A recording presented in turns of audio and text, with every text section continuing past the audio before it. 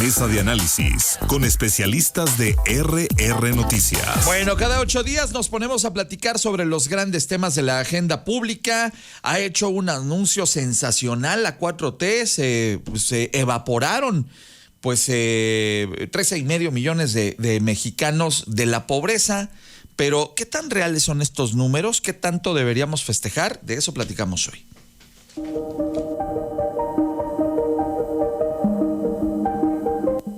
El reciente informe del INEGI, que muestra una reducción significativa en los indicadores de pobreza entre 2018 y 2024, ha sido presentado por el gobierno federal como un logro histórico. Según las cifras, 13.4 millones de personas salieron de la pobreza en el sexenio de Andrés Manuel López Obrador. Pero detrás de los aplausos oficiales se esconde un debate incómodo. ¿Qué tanto responden a políticas efectivas y cuánto a ajustes metodológicos o decisiones políticas? Los datos del INEGI establecen que la pobreza multidimensional pasó de 51.9 millones en 2018 a 38.5 millones en 2024. Los números pueden explicarse a partir de acciones como los programas sociales, becas para estudiantes, pensiones para adultos mayores y transferencias directas para comunidades marginadas. Además, durante el pasado sexenio, el salario mínimo tuvo un incremento real de más del 100%. Y no debe desdeñarse un incremento generalizado en los ingresos laborales. La Encuesta Nacional de Ingresos y Gastos de los Hogares 2024 reportó un alza del 15.7% en los ingresos trimestrales promedios por hogar respecto a 2022. No se trata de un boom económico, pero sí de una mejora palpable. Pero frente al optimismo de la 4T han aparecido las voces críticas cuestionando los criterios con los que fueron obtenidas estas cifras. ¿Qué hay detrás de las cifras de reducción de pobreza presumidas por el gobierno federal? Es lo que vamos a intentar preguntarnos el día de hoy aquí en RR Noticias. De este lado tengo yo a don... no viene Jorge el día de hoy, ¿verdad? Hoy Jorge tiene asueto, entonces de aquí sale nada menos que don Víctor Cuevas, si les parece, okay. Amigas y amigos, y a los invitados a la mesa, a quienes saludo también muy cordialmente el día de hoy. Tiene el primer turno mi querido Juan Luis Íñiguez. ¿Cómo estás, Chivo, hermano? Buen día y bienvenido. Apreciado, Ángel, con el gusto de saludar a tu auditorio que generosamente nos escucha esta mañana. Bueno, pues entonces vamos a saludar a don Víctor Cuevas, que tendrá el segundo turno al bat. Mi querido Víctor. Muy buenos días, mi estimado Ángel. Siempre es un placer estar en los micrófonos de RR Noticias. Como ya decía Jorge Luis Montes, le mandamos un saludo a la distancia. Se reintegra la semana próxima. Hoy por una circunstancia técnica no estará con nosotros, pero le mandamos un cordial saludo. Y va a cerrar las rondas esta mañana Sergio Camacho. Querido Sergio, ¿cómo estás? Don Ángel, también buenos días. Con el gusto de estar como cada miércoles en RR. Bueno, pues ya lo decía Sole Serrano, a quien le agradezco mucho las cápsulas de contexto. Y aprovecho también esta mañana para darle un agradecimiento. Lo hago en esta mesa y este es el momento adecuado, creo, para agradecerle enormemente a nuestra querida Tere Garay, que a lo largo de estos años ha fungido como la responsable y la estratega máxima en el cuarto de guerra, que siempre es, por supuesto, una redacción de noticias. Tere Garay emprende una nueva etapa en su trabajo y le agradecemos todos estos años de dedicación y de esfuerzo y de liderazgo para convertir a en el noticiario más escuchado en Querétaro. Querida Tere, te agradezco y te agradezco siempre y gracias de verdad por todo el trabajo, todo el esfuerzo y claro, toda la adrenalina también. Y ya nos volveremos a encontrar. Gracias, Tere Garay. Bueno, vamos a arrancar la mesa. Querido Juan Luis Íñiguez, voy contigo. Adelante, por favor. Sí, estimado Ángel, pues mira, muchas cosas han sido mezquinas en este país, pero nada como el manejo del tema de la pobreza bajo una perspectiva de una construcción permanente de una clientela electoral. Y sería una falta muy grave de mi parte, pues dejar de reconocer los esfuerzos vigentes que ha tenido el actual régimen para proporcionarle a varios millones de mexicanos la posibilidad de tener un mejor poder adquisitivo, de tener obviamente una capacidad de acceder a un estilo de vida con menos precariedad, pero también es un hecho. Yo les firmo que si hubiéramos tenido aquí al representante de Morena, pues hubiésemos tenido la cantaleta de siempre, que solo Morena por sí y ante sí logró la aprobación de los programas sociales y esto es absolutamente falso. Primero porque ellos no inventaron la forma de implementarlos, y segundo, porque tuvieron el apoyo de toda la oposición en esa votación del 22 de octubre del 2024. Bien, muchas gracias, mi estimado Juan Luis. Voy contigo, Víctor, tu punto de vista. Sí, caray, como lo dice Juan Luis, qué triste que el representante de Morena se haya perdido su fiesta. Regularmente no dan buenas noticias, pero hoy sí hay que reconocerlo, el hecho de que 8 millones salieran de la pobreza multidimensional y casi 2 millones salieran de la pobreza extrema, sin lugar a dudas es un logro.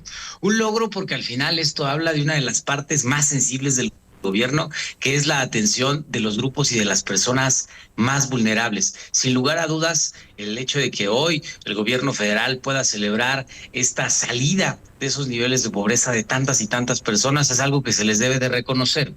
Con sus asegúnes, claro, porque hay que tener mucho ojo a la hora de observar los peros que nos surgen alrededor de todas estas buenas noticias. En primer lugar, la vulneración por carencias sociales creció un 41%, y se preguntarán ustedes, ¿por qué? Pues la principal causa y razón es el asunto de la salud. El acceso a los servicios médicos se está volviendo en nuestro país cada vez un privilegio de unos cuantos, y entonces esos aumentos en los ingresos se tienen que ir hasta en un 60%, el aumento que tuvieron las familias en pagar servicios médicos particulares. Y se preguntará, pues seguramente van a los grandes hospitales, y la realidad es que no, son servicios que suceden en estas farmacias de barrio, de colonia, de pueblo. ¿Por qué? Pues porque en los centros de salud, en los hospitales, en las clínicas no hay medicinas, y es ahí donde entonces empezamos a ver que sí, aumentó el ingreso familiar gracias a las transferencias que genera el gobierno federal a través de todos estos programas sociales. Bien. Pero no se están generando empleos, y mientras el dinero se lo están gastando en cosas que debería cubrir el Estado. Gracias, Víctor. Voy contigo, Sergio. Gracias, Ángel. Bueno, pues sí, creo que parte de la nota es extrañar a Jorge Luis, pero ya vi que aprovechó los segundos de don Jorge. Pero sí, vamos, sí es un tema de reconocerse, ¿no? Se genera este abatimiento en la brecha de desigualdad, y es algo de reconocerse, incluso sí de celebrarse, ¿no? Ahorita que no está Jorge Luis. Pero lo que hay que señalar son los cómo, ¿no? Evidentemente en el pasado también hubo reducciones de pobreza del 96 al 2000, y otros periodos tuvieron también algunas reducciones importantes, ¿no? Con diferentes métodos, ¿no? Y eso es lo que hay que analizar. Sí hay una reducción en la pobreza, pero como dice Víctor, ¿no?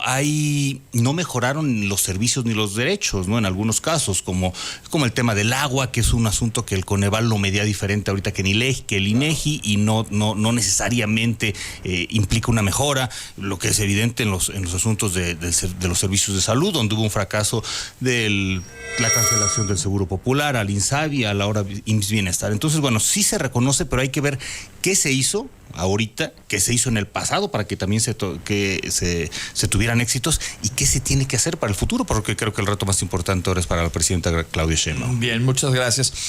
Se han cuestionado, también lo vamos a platicar en la otra intervención, pero desde ahora se han cuestionado mucho los números, porque son metodologías distintas y porque son instancias distintas las que han medido este asunto. Durante todos estos años lo hizo el Coneval, y bueno, pues ahora le toca al INEGI, que si bien es una entidad con mucho prestigio, reconocido a nivel internacional por las tareas que hace en la compilación de datos y la estadística, pues la verdad es que el Coneval era el especializado en estos temas.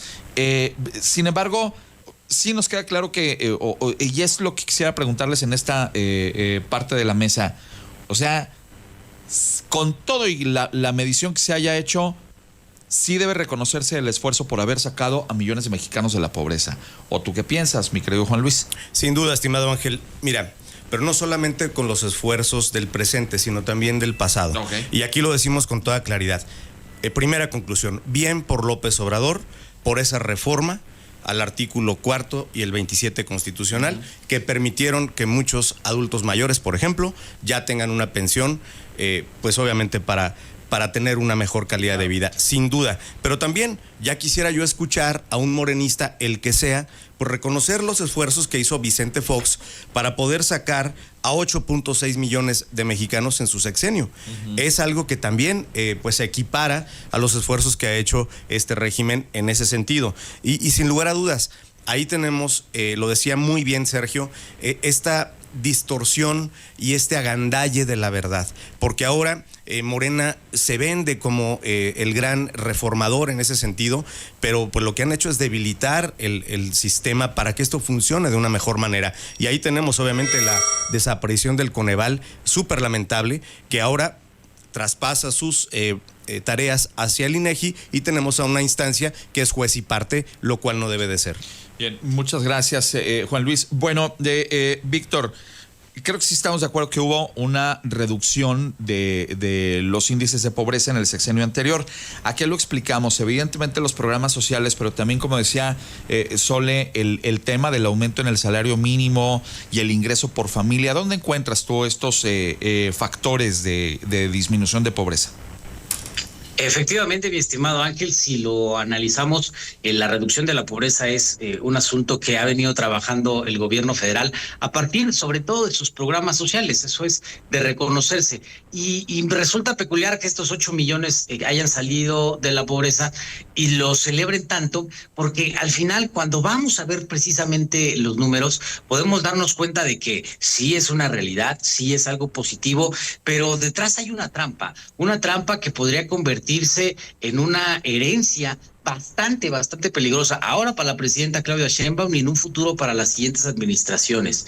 ¿Por qué? Pues porque el ingreso promedio en los hogares subió solamente el 10% a partir del incremento al salario mínimo, pero las transferencias gubernamentales, las becas, las pensiones, todos estos recursos que entrega el gobierno federal en efectivo son el 17% del ingreso familiar. Entonces, esto no es sostenible con el tiempo. Esto pareciera ser que es un mejoralito, un desenfriolito, donde en realidad, a la larga, pareciera que no van a poder con estos números. Bien, muchas gracias, Víctor. El tema, Sergio, es... Pues también aquí hay un reconocimiento implícito de que estos agoreros del desastre que decían que cada que subía el salario mínimo este país se iba a ir...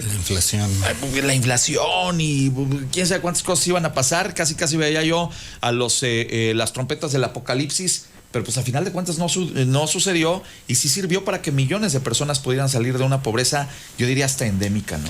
Sí, Ángel, sí, digo, este es el reto del asunto, ¿no? Ahora para el gobierno actual, ¿no? Haciendo el reconocimiento al gobierno anterior que logró estos números es el cómo, ¿no?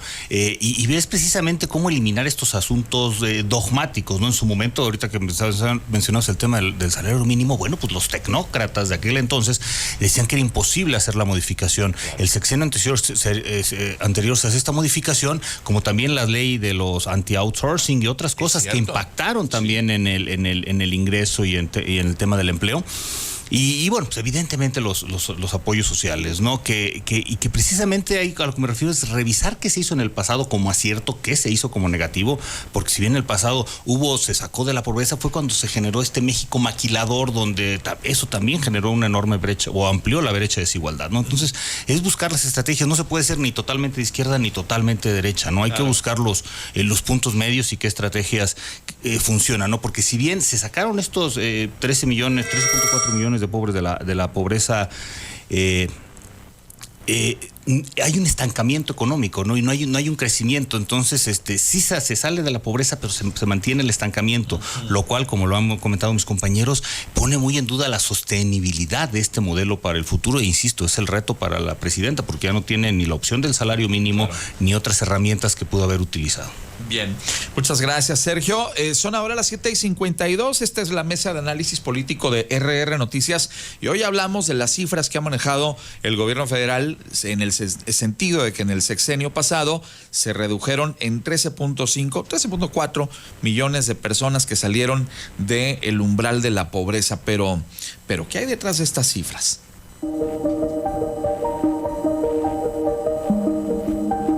El primer cuestionamiento de las cifras en materia de reducción de pobreza llegó con la desaparición del Coneval, el organismo autónomo que durante casi 2 décadas midió la pobreza con metodologías reconocidas internacionalmente. Este año sus funciones se trasladaron al INEGI, institución respetada en censos y estadísticas, pero cuya especialidad no es evaluar programas sociales ni medir pobreza multidimensional con criterios de políticas públicas. Están también los cambios en la medición de salud, tras la eliminación del Seguro Popular, el nacimiento y fracaso del INSABI y la creación del IMSS Bienestar.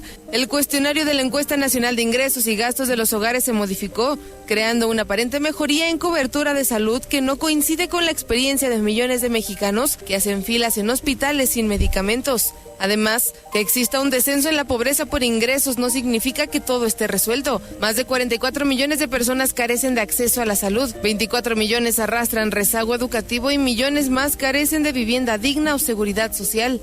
¿Son confiables los datos de reducción de pobreza ofrecidos por el gobierno federal? ¿Realmente México tiene hoy menos pobres que hace 6 años? Ahí están las preguntas que plantea Sole Serrano y que pues dejo también para ustedes, señores, en la mesa. Uno de los cuestionamientos más fuertes es esto que decíamos, ¿no? Cambió pues el sinodal, cambió la persona, bueno, el grupo de personas que hacían la medición de los estándares de pobreza aquí en nuestro país. Además, pues esta pobreza que es multidimensional, multifactorial, pues hay algunos indicadores ahí que no están siendo medidos iguales. Entonces estamos midiendo y comparando peras con manzanas. ¿Debemos confiar realmente en estos números, Juan Luis Iñiguez? Mira, estimado Ángel, lamentablemente imperan los criterios políticos y ya no los criterios técnicos para medir de manera efectiva la situación de la política social en nuestro país. Y sin lugar a dudas, pues teníamos un gran instrumento dentro del Coneval precisamente para lograr la medición de la efectividad de los programas sociales y saber por estado cuáles verdaderamente funcionaban mejor y dónde podías tener pues puntos de equilibrio para mejorar. Sin embargo, pues ahora con esta situación de que el INEGI te da esta dualidad, pues tenemos una clara confusión. Y vamos a ponerle un ejemplo a tu auditorio. El tema de la canasta básica ideal implica 7 bloques, estimado Ángel, te menciono algunos. Okay. Son 80 productos y servicios que se agrupan en categorías como alimentos, ropas y calzado, muebles y aparatos domésticos, productos para la salud y cuidado personal, transporte, educación y hasta el esparcimiento. Y sin embargo, Profeco te determina únicamente 24 productos de la canasta básica y con eso hacen una medición. ¿A qué aspiramos? A que los mexicanos tengan la base de los 80 productos que puedan satisfacer las necesidades de una familia entera. Y no como lo decían antes, ahí estuvo un expriista, o no sabemos ya que sea, Miguel Ángel Osorio Chong, diciendo que una familia podía vivir con 300 pesos a la semana. Eso dijo ese irresponsable. No, pues francamente salido de toda proporción.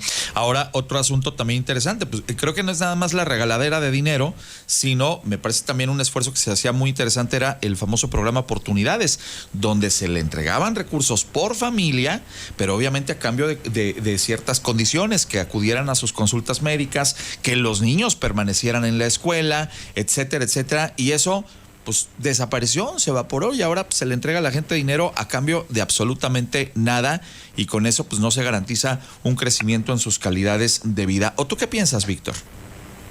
Lo dices muy bien, mi estimado Ángel, y es que como se ha mencionado, este asunto de las transferencias directas pareciera que es el gran elemento que permite estos números tan positivos y hasta lo dice la Biblia. Dale a un hombre un pez y te lo agradecerá un día, enséñale a un hombre a pescar y te lo agradecerá toda la vida. Y estos mecanismos de Morena pues no están enseñando a la población a pescar, sino todo lo contrario, los están haciendo dependientes del gobierno. Y el asunto del Coneval me parece a mí bastante peculiar y es quizás el elemento donde deberíamos de estar poniendo atención, porque al igual que con la desaparición de todos los organismos autónomos, este año también se echaron al Coneval al plato y con eso le transfieren sus funciones al INEGI. Y resulta peculiar porque no sería la primera vez que Morena nos miente con las cifras, no sería la primera vez que manipulan y maquillan la información. Ya pasó con el huachicol que supuestamente desapareció, ya pasó con los datos sobre los costos del Tren Maya, de la refinería de Dos Bocas, que supuestamente manejan en cantidades diferentes, ya pasó con las miles de veces que han dicho que se acabó el desabasto de medicinas y ahí sigue. Entonces quizás en el fondo lo que estaría sucediendo con esto es que también nos estén mintiendo con las cifras, porque pues resulta al final del día bastante complicado que alguien vaya de manera autónoma a verificar que estas 8 millones de personas que se presumen salieron de pobreza en realidad lo hayan hecho. Bien, muchas gracias, Víctor. Sergio, ¿nos cucharearon las cifras? Ángel, mira, es complicado, ¿no? En este ambiente de celebración, el cuestionar, y lo dijo Juan Luis hace un rato, ¿no? Bueno, pues cuando eres juez y parte, o cuando eres árbitro y ejecutor de las cifras, bueno, pues es difícil, ¿no? Generar confianza.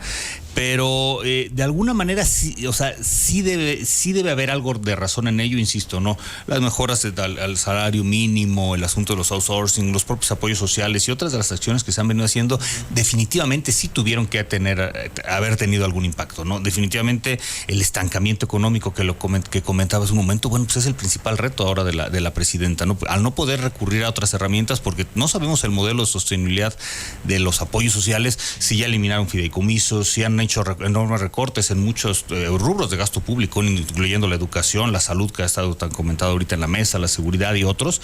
Bueno, pues ¿de dónde va a estar para fondear esto, ¿no? Y ahí me queda claro que la presidenta arrancó más o menos con esta visión, sacando su plan México con todos estos personas profesionales con los que se llega para relanzar la productividad en México, recuperar la certeza jurídica de que de alguna manera se puso en entredicho en el sexenio anterior.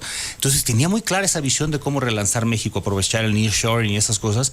Claro, ahora se acaba de topar con un presidente, Donald Trump, que pone en riesgo el Tratado de Libre Comercio, el tema de los aranceles. Digo, México no debería de correr ningún riesgo. La presidenta ha estado jugando bien las cartas, y este objetivo de la reducción de la pobreza y sacar a México del estancamiento económico va a ser su principal reto. Ahora el del minuto fue Sergio. Sí, ya bueno, en fin.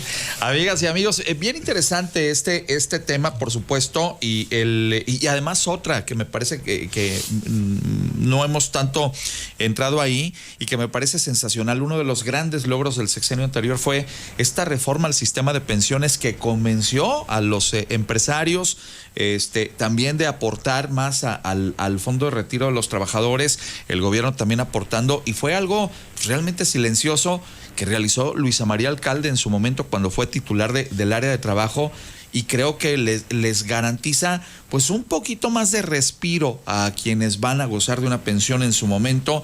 No sé si vaya a ser suficiente, pero creo que el convencer al sector empresarial de haber aportado de manera tripartita con gobierno y con los propios trabajadores al fondo, creo que fue algo sensacional, y a lo mejor no hemos hablado tanto de ello ante las otras estridencias políticas. Oigan, pues vamos a el punto final de la mesa, y vamos a 30 segundos para cada uno de ustedes, de a 30, Voy contigo, Juan Luis Íñiguez. Lo que sigue siendo profundamente doloroso es el lucro electoral, el uso y el abuso de estos programas sociales para hacerle creer a la gente que depende absolutamente de ellos para poder tener una mejor calidad de vida. Y ya lo vimos, el discurso de la hipocresía en Morena, en donde vimos con detenimiento que en este régimen pues abundan los personajes con gustitos caros. Y aquí tenemos una propuesta definitiva, una ley de austeridad, disciplina financiera y gasto social a nivel nacional que verdaderamente pueda etiquetar esos recursos que están ahí presentes para sacar a los pobres entre los pobres de esa condición. Bien, muchas gracias, Juan Luis. A la distancia, Víctor Cuevas, 30 segundos.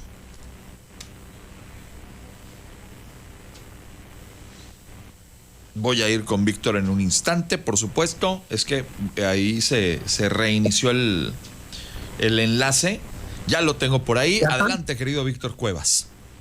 A mí me parece que uno de los grandes retos que quedan para la presidenta Claudia Sheinbaum es la brecha de género. Hoy estos datos de la medición de la pobreza nos demuestran que que las mujeres ganan el 34% menos que los hombres. Y sin lugar a dudas, si la presidenta quisiera dejar un legado y demostrar que llegaron todas, como bien lo dice, es ahí donde debería de estar uno de sus esfuerzos más significativos, en reducir esa cuestión de la brecha de género en materia de pobreza. Muchas gracias, Víctor. Finalmente, Sergio Camacho, 30 segundos. Pues sí, ojalá y se dejen de politizar las cosas y se pongan a trabajar. No sé si ha sido un poco chocante precisamente la celebración de todos estos números y no hacer el reconocimiento al estado actual, a lo que se hizo ahora y a lo que se hizo en el pasado. Ahorita que mencionabas de lo de Luis Alcalde de las pensiones, bueno, pues hay que revisar, insisto, todo lo que se ha hecho en el pasado para lograr éxitos en el futuro. Yo espero que la presidenta tenga ese pragmatismo de hacer ese reconocimiento y pueda entregar entregar números mejores incluso a estos en el futuro. Ojalá que así sea. Bueno, hagamos votos porque en la medida que lo hagan, pues, obviamente nosotros iremos progresando como país y sobre todo el hecho de que efectivamente vamos a considerar que la cifra es positiva y que 13.5 millones de mexicanos salieron de la pobreza, pero sigue habiendo decenas de millones de mexicanos que siguen estando ahí y que no puede ser que en pleno siglo XXI, con todas las herramientas y con todas las capacidades que México tiene, sigamos teniendo esa enorme cantidad de pobres y que no podamos avanzar en una justicia social para todos ellos. Bueno, don Juan Luis Íñiguez, Chiva hermano, lo despido y le agradezco enormemente estar aquí esta mañana. Ya, por Dios, libérenme de esta tortura, Juan Luis Íñiguez. Mi estimado Ángel, pues hoy que estamos hablando de programas sociales, lo volvemos a proponer, el abraza a un chiva hermano, porque ahora sí estamos arrastrando la cobija. No, qué horror, qué barbaridad. Gracias, Juan Luis, a la distancia, Víctor Cuevas. Mi estimado Ángel, me sumo por supuesto al abrazo de despedida a nuestra querida Tere Garay, que durante estos años hizo una labor extraordinaria como directora de noticias de RR y que sin lugar a dudas su despedida deja un asiento bastante difícil de llenar, pero esperemos que sea para bien y que le vaya excelente en cualquier labor que emprenda. No, y que le va a ir sensacional, ya lo verás, querido Víctor, y desde aquí nuevamente el abrazo para nuestra querida Tere Garay. Don Sergio Camacho, gracias por estar aquí. Gracias, don Ángel. Igual, y sí, empezando primero con el agradecimiento, el reconocimiento y los mejores deseos para Tere Garay, a todo el equipo de RR Noticias, a mis compañeros aquí en la mesa, a todo el auditorio. Oigan, a los tres agradecerles y también a Jorge, que evidentemente por una cuestión técnica ahora no pudo estar, pero a los cuatro pues agradecerles la oportunidad de platicar siempre de estos temas y aquí nos vemos dentro de 8 días, si les parece. Muy bien. Amigas y amigos, son ahora las 8:04. Hagamos una pausa. Regreso enseguida contigo.